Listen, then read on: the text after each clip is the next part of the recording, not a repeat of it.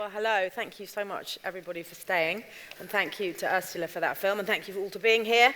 I guess for me, watching it on the big screen, it's such a kind of chilling and fascinating insight into a man and a story that we've actually heard so much about.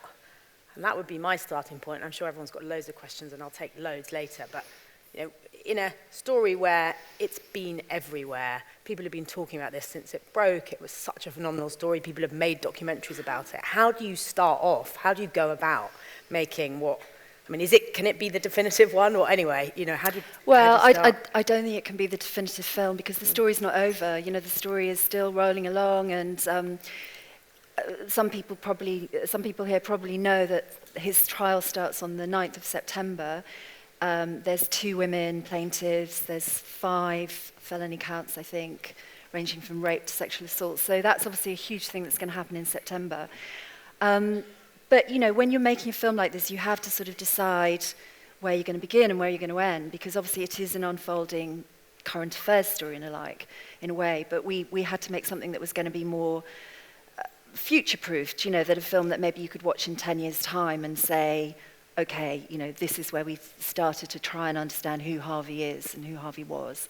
So we really built it as a portrait of, our intention was to make a portrait of power and the abuse of power through this one man. And he's a kind of, he's sort of a lightning rod, I think, for many of the other people that have gone down since, and many of the other people who are still out there. But he represents that form of power where, it grows insidiously, and that person can use it to get what they want out of people who need something from them. So we saw it, we kind of saw it as a Greek tragedy, really, the rise and then the fatal flaw and then the downfall. And that's how we tried to present him. But in terms of making it, in any of a film like that, it's got to be about the access, right? Who do you get to talk to? And some of those, some people were already talking, but clearly there's loads of people in that who haven't spoken before. Yeah, access was the hardest thing of all. I have to say, in terms of access, it's one of the hardest things I've ever done. My amazing producer, Poppy Dixon, who's out there, and Sasha Kuzminski. And Simon Chin and Jonathan Chin, who are also our producers, who are sadly not here.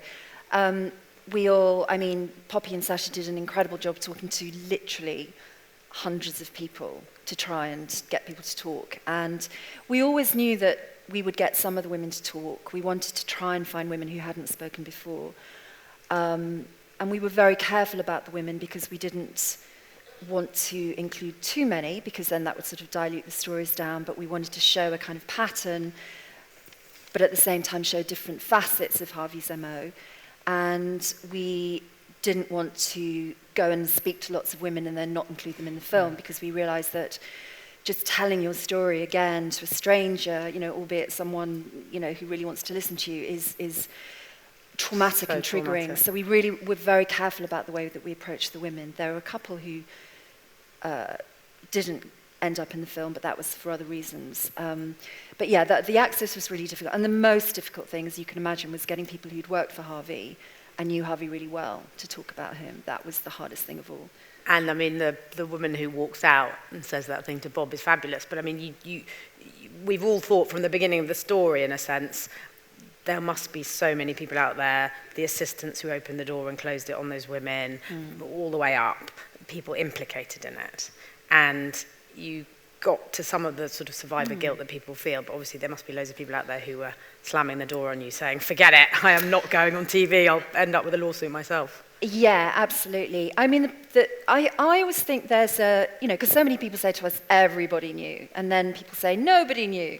And I think there is a spectrum, and I think there are obviously definitely people who knew, who are close to Harvey. The film speaks for itself. There were the settlements that people signed, people who, paid the money. I think there was a kind of closed circle who no doubt knew about what was allegedly going on. And then I think there's a whole load of other people who, a lot of the guys, the former Miramax staffers, said to us that they knew that he was cheating on his wife.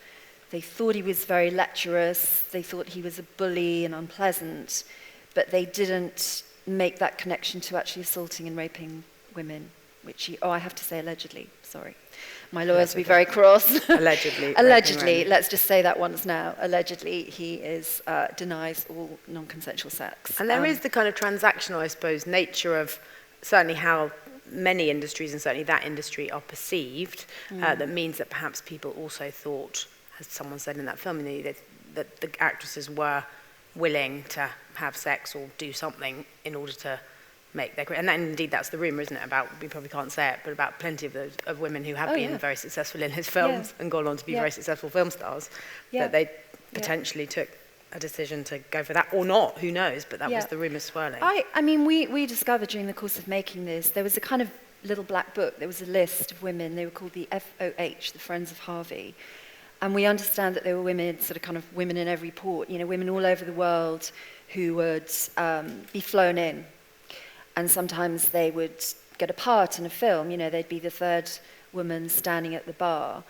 And we've had producers tell us that, Harvey would call them up and say, can you give this woman a part in your film, in the film that we're doing? And they'd go, well, she's not an actress. And he'd go, well, that's fine, she can stand by the bar or whatever. So we know that did happen. We didn't speak, unfortunately, we didn't manage to speak with any of those women, so we don't really know what the transaction was. And who knows what happened, how willing it was. I think it's, there is a very fine line, but what I can say is that all the women that we've spoken to did not go in there to have sex with Harvey. I want to be really clear about that. I think there's so much rumour around, well, if you go to a meeting in a hotel room late at night, what are you going to expect? And there is no reason to expect to be raped. And I think Erica, who's the woman that you see several times, explains that really well, because she's talking about that dance that happens between and remember, a lot of these women are very young at the time. They want something, they're an actress coming to Hollywood, it's their dream coming true. Harvey Weinstein is interested in them. He wants to have a meeting. So of course they're going to go to the meeting. But also you don't think that person is going to behave that way. You can't conceive of it, really. No. And I think that the film does it really well in explaining, yes, that, I don't know, in a sense, you're right. People have said, oh, well, they made a mistake. They went, it was their fault. They went into the hotel room. But actually, it kind of explains the scenario into why it wasn't totally far-fetched that you would end up in that and then freeze and not know what to do. What about... Sorry, a lot of women, and we know this from other kinds of, other stories of sexual assault and rape, is that women freeze, and I think a couple of women in the film talk about it very eloquently, they feel like they are detached from their body, they almost are floating above themselves. And so that kind of, it's a way of protecting yourself as well to something really horrific that's happening to you. But it also means that you put it in a different part of your brain. And so you don't talk about it because you kind of think, well, if it didn't really happen, that doesn't really happen, then I don't have to think about it. And certainly, who are you going to tell? Who's going to believe you? As people say, he was far too powerful. They were nothing compared to him. And what about Bob? Did you try Bob? What about Bob? What did Bob know? Well. Can you say? Well, there's a story in that film, I think you can sort of make your own mind up. But yes, we did meet Bob. Poppy and I went to see Bob. And I think Poppy would agree we had quite an amusing meeting with Bob. Because Bob doesn't like Harvey anymore, right? Bob does not like Harvey, and I think the reason he agreed to meet us in the first place is because he has, publicly come out and absolutely drawn a line and said, I do not condone anything that my brother has done. And as far as we know, they hadn't been speaking for years. Prior to that, they had separate offices, and people, as they say a little bit in the film, there were massive arguments between them, blood on the carpet type arguments. So I think Bob, heard us out, grilled us quite sort of severely about the film. He was quite funny, I have to say. He was sort of quite good company. It was a slightly sort of nerve-wracking meeting. And as he left, it was at the Tribeca Bar and Grill, which is kind of weird because it's right next to their office and it's also where Harvey would meet women. So it was felt a very strange place. Chosen by Bob. Chosen by Bob, I'm sure deliberately. Anyway, so as he left, he sort of said, yeah, I'm going to do this. Yeah, I think he said, I'm inclined to do this. So he walks out and Poppy and I are like, oh my God. And we actually high-fived. So embarrassing. In the restaurant, we just went, and as soon as we did that, we just thought, oh God, Jinxed that was it. such a really terrible thing to do, because supposing he saw us, supposing he hadn't quite got out the door, or, his maitre d' saw us. And anyway, exactly as you can see from the film, he declined eventually, and I'm sure his lawyer said to him it would be a very, very, very bad idea for you to take part. Because, of course, we'd have to ask him those questions, and he would only have no comment, I guess. Yeah. He's not going to tell us. And what do you think, in terms of, obviously, he was such a kind of driver of the MeToo movement, which is so much wider than just one man, of course. Do you think that, in the end, it's leading anywhere? Do you think anything's changing? Is anything changing as a result of this? Well, I think at the time it was obviously huge, and there was a kind of sense of euphoria about it, and obviously many other titans of the industry fell, and many were named. But I called one of the women in the film the other day, because she's quite active in campaigning, because I wanted to get her take on because it's 18 months on now since the scandal broke. And she said, lots of good things have happened. I mean, she set up with another actress something called Voices in Action, which is a platform where you can report anonymously. And they can see patterns. If more than 2 or 3 women report one person, then they can get the police involved. And it's a kind of a way of, getting legal counsel as well. So that's fantastic. I know that the Screen Actors Guild are setting up sort of legislation in the workplace, having a on-set advocate. But, as she said, the trouble is so many of those actresses are freelancers. So, where's the regulation for them?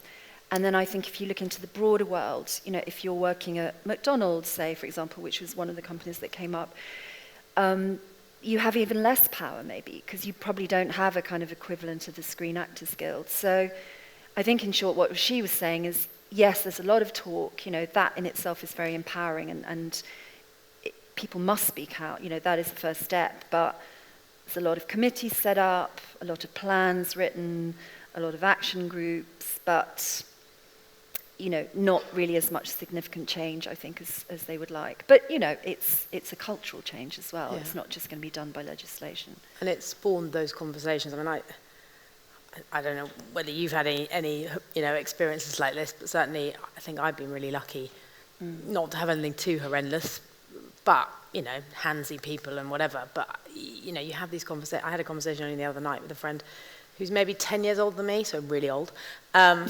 And you're all very young here. But and she was saying that when she started out in local radio, she would read the news. And on one of her first days, the DJ, who was like the local famous radio DJ of the local area, as she was reading the bulletin, she came and sat down, read the bulletin, and he went down on her under the desk. And she said she just completely froze and carried on reading the news because she thought, I just don't know what to do. And I said, but did you report him? Did you say anything? She said, no, what was the point? He was completely famous. Nobody would have believed me. And I hope that is a thing of the past. But who knows? I mean... Yeah, somebody said to me the other day,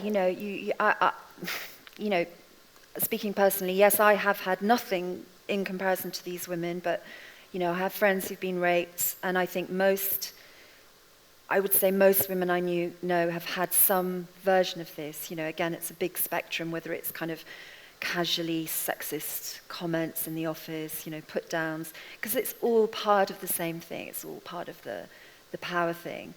So, yes, I do, I think it's definitely still out there. And Harvey, do you think he'll go to jail in the end? I mean, has he been discrediting everyone, as they say? Well, I think what Harvey's been doing, he has a crack legal team. He's got, he's had a ex-NYPD detective working on his team, who's been digging up old emails. One of the things they've been allowed to do is disclose emails from some of these women to Harvey post the alleged assault. So, there'll be an email saying, oh, hi, Harvey, it's, I'd love to see you at such and such a party. And, and I think as Ronan Farrow says in the film, what people, they will use that against those women in court, but actually that's a very common thing that women do after trauma, is you kind of try to make nice. And also he's Harvey Weinstein. You know, as somebody said, you still want the job, and you're prepared maybe, and you shouldn't be, but we live in a world where you're prepared to try and put that aside in order to, you know, it is their professional life. I'd love to take questions, but I actually can't see any of you.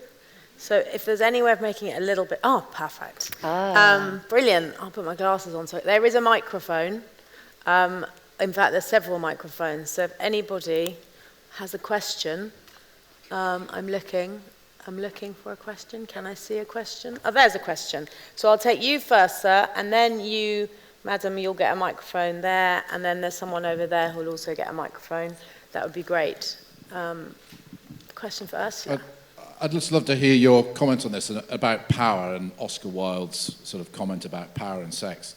That this seems to be very prevalent in politics and also in film, where both have the features of large numbers of very eager young people trying to get in, and of course that creates a power imbalance.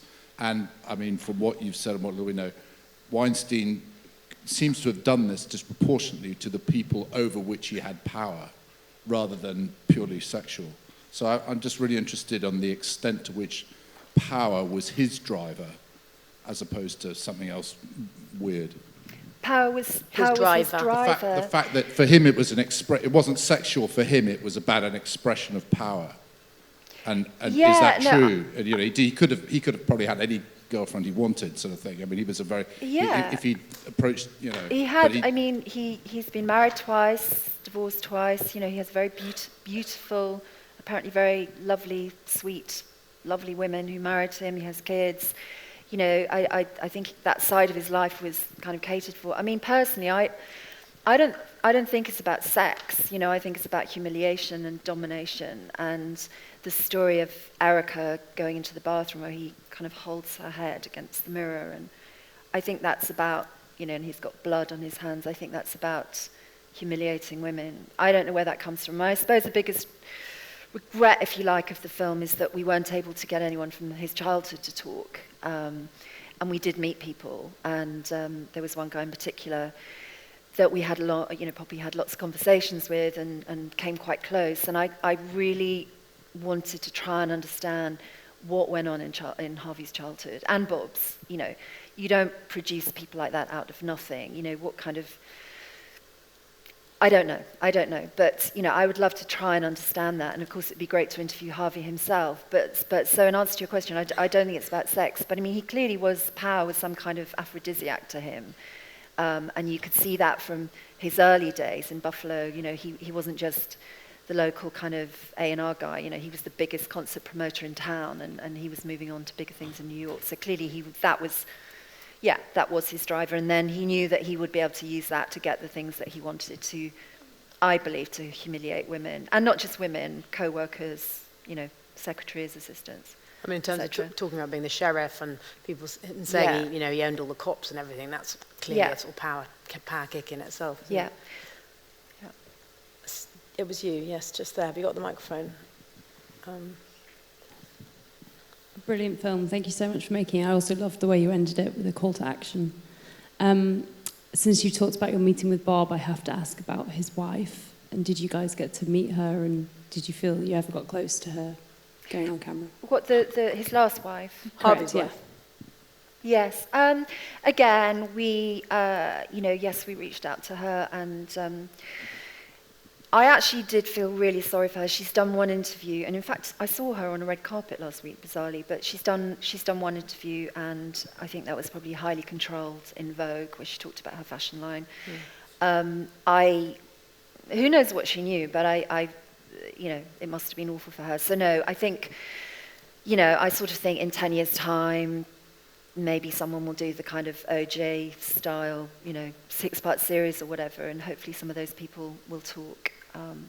But unless, of course, Harvey gets his get out of jail card and manages to come back. Well, yeah. I mean, I can't really imagine Harvey ever being able to show his face in society again. But, he has a lot of money, and as we know, wealth wins in the court system. So somebody has a microphone already, don't they? Or do they not? There we go. And then I'll take you after. One of the things that the film suggested was that selling Miramax to Disney and ultimately exiting and forming the Weinstein Company was a real downgrade in terms of power for both the Weinstein brothers, I suppose. I was wondering, in your opinion, how much of Harvey's downfall and the fact that things are coming out now is as much to do with the cultural moment more broadly versus Harvey's personal fall from that position of sheriff to something not quite at that level of total control. I mean, as that journalist says, who had the fight with when she was so young, and then she sees him later and she says, nobody was ever going to win. She suddenly realised nobody was ever going to win against this guy. But actually... Yeah, I think the Miramax, people say the selling it, the losing the name of Miramax, setting up the Weinstein Company, they didn't, not they did badly. They had, quite a few good moments with the King's Speech and the artist and things like that.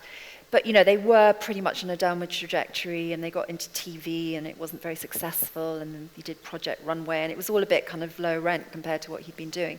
So there is a sense that he had become weakened, he was physically weakened. And so there was something about that all coming together. But I also think it was in the culture. Trump had been elected. I think, from what I can see from this side of the Atlantic, I think there was this kind of real sense of women's anger, that this pussy grabber had been elected. And I just think there was a kind of openness of anger that was, once it was Ashley Judd who was the first person, but people like Rose McGowan, once they started talking, then it was like this kind of, earthquake. And so I think a lot of things came together at the right time. And then, of course, all these other men as well. So it kind of became this, tsunami of accusations. But it was something about the time being right. But then again, Trump's still in power, and we were filming with one of the women on the day that Kavanaugh was confirmed to the Supreme Court, and that was a really bad day for those women, I have to say. And so everyone's saying, the power of speaking up is really important, and you've got to speak up, but then this woman stands there on a stand speaking up and basically gets trashed. So it comes back to that thing of what's really changed and what will change. If you want to pass the microphone down that way to the woman in the white, or another microphone, but has anyone else got a question? So maybe then we would go to you and then you, if that's all right. Hi, thank you for the film. I'm wondering what happened to Ashley Judd and Asia Argento. Did you reach out to them, and what is your opinion of what has happened? Yes, we did. I mean, we reached out to pretty much everybody that you can imagine who had come out in public and spoken. With Asia, some of you probably know there's been a lot of, very sadly, sort of fractures developing in the MeToo organization and accusations, and and this all happened sort of while we were making the film, but I think we made a decision that we couldn't really include that because it, I didn't want to start sort of pulling apart the MeToo or the Time's Up movements, and it just felt a little bit beyond our remit. But yes, we did try and reach out to them, and they obviously would have been amazing people to have in the film, but a lot of those women probably felt they'd said their piece in the New York Times or whatever, and that was it. That was enough for them. I think there was somebody just there. I'll take you in a minute. Congratulations, Ursula, on a Thank brilliant you. film. I was just wondering about, is it Pippa who was the British assistant to Harvey? Zelda. Zelda, Yeah. forgive me. Did she sign an NDA? And if so, how did she end up taking part in your film? Very brave. Well, Zelda's just an amazing woman. She had signed that NDA that you see in the film. And when the news of Harvey broke, when the scandal broke, she decided to break her NDA. And she was, it was extremely difficult for her to do that. And she did it actually in the Financial Times. So then she was picked up on Newsnight. And you may have seen her. She did quite a lot of interviews.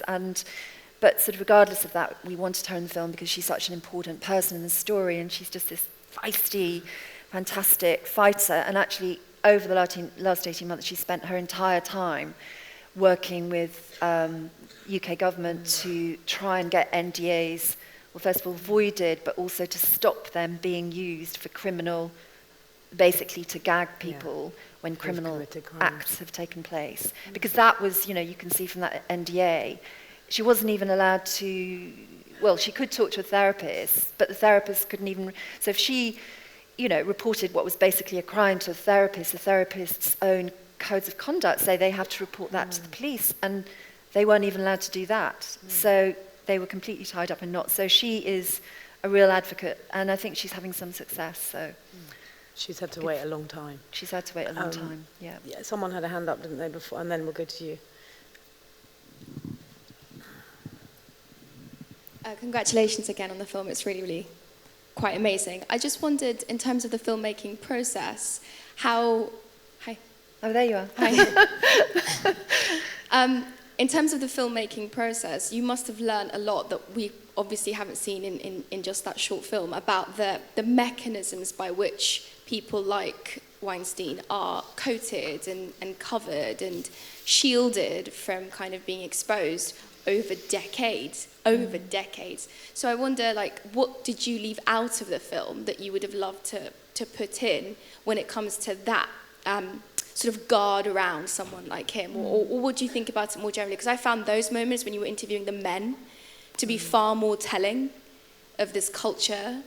I mean, not taking anything away from the women at all, but I just found those really, really insightful. Yeah, no, thank you. Well, I mean, I have to say, I think John Schmidt and Jack Lechner and Mark Gill, who took part, who were from Miramax, I think it was very courageous. You can imagine how many people we asked to take part and and who declined. I mean, people, we got into pretty long, protracted conversations with a lot of people who did think about it for several months. The whole end, the collapse of the empire, obviously was triggered by that memo that young assistant wrote that got leaked to the New York Times. Got leaked by somebody else, and we weren't able to say that because those people wouldn't speak to us. And I would really have liked to have been able to get under the skin of the end of the story, the end game a little bit more.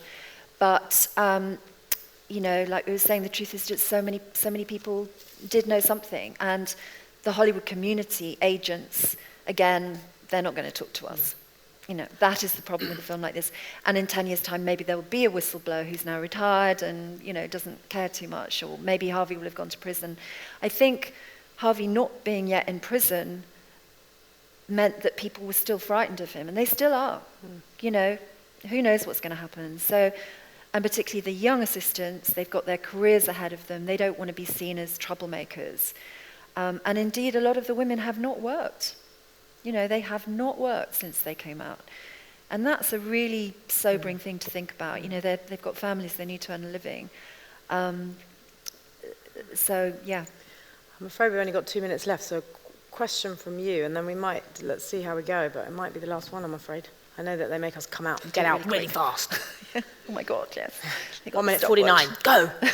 Quick! Jill Soloway, the creator of Transparent, has written about how she was horrified when she realised that the NDAs that had been paid out to women to silence women far exceeded the sums of money that had ever been paid to fund women's projects in Hollywood, buy their scripts, develop their ideas. And do you think how do you think this sits in the sort of wider culture of a media industry that fundamentally isn't really interested in women's stories and the parts that the women got in Harvey movies? They were young, beautiful women with not always three-dimensional character. How does it sit in that wider culture, do you think?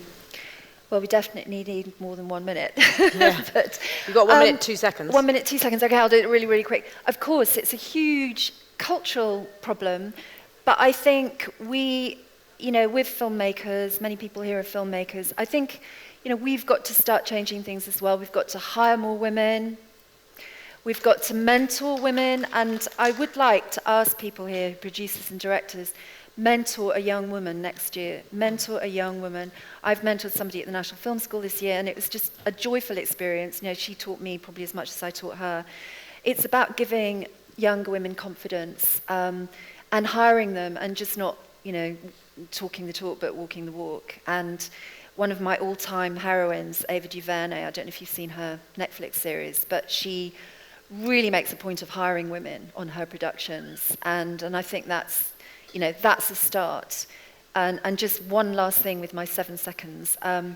Rosanna Arquette, a really good thing happened after we screened at Sundance. Rosanna Arquette told the audience that as a result of Harvey allegedly blacklisting her, she doesn't have an agent. You know, Rosanna Arquette does not have an agent, and clearly therefore isn't getting the kind of work or as much work as she would like. And after she said that, Sarah Paulson, who is an actress and also now a producer, was doing a Netflix series, and she contacted Rosanna and said, we're going to write a part for you in this series because we've heard what's happened. And Sarah Paulson has the power to do that. She's a female, but she's now a producer. So it's about, I think it's about us and people with, you know, power actually making those changes. Great, thank you very much. Thank you to Ursula. Thank you to all.